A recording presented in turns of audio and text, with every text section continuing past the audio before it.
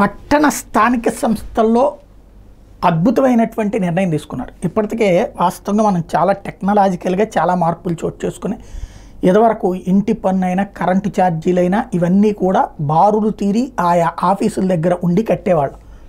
ఇప్పుడు రూటు మారిపోయింది. ఇప్పుడంతా కూడా ఆన్లైన్లోనే కట్టేస్తున్నాం.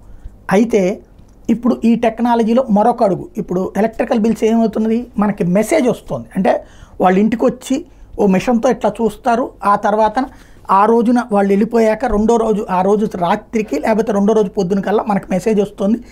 ఆ మెసేజ్తో మనం గూగుల్ పేనా ఫోన్పేనా వీటిలో పే చేస్తూ వచ్చాం. అయితే ఈ మధ్యన దాంట్లో ప్రాబ్లం వచ్చినటువంటి సందర్భంలో బిల్ డెస్క్తో ఒప్పందం చేసుకున్న తర్వాత మనం ఆన్లైన్లో పే చేసుకోవడం అన్నటువంటిది నడుస్తుంది.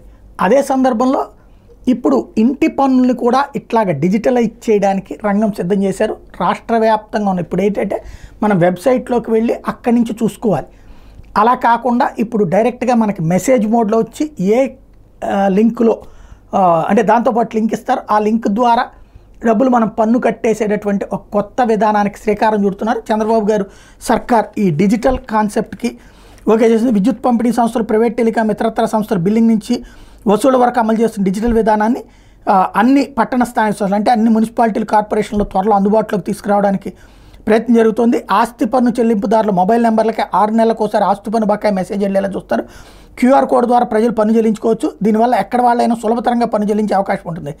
కార్యాలయాల్లో క్యూ లైన్ల బాధ తప్పుతుంది. వీటితో పాటు క్షేత్రస్థాయిలోని సిబ్బందికి పిఓఎస్ పరికరాలు ఇస్తారు. వాటితో కూడా కార్డు ఆర్ యూపీఐ ద్వారా చెల్లించవచ్చు.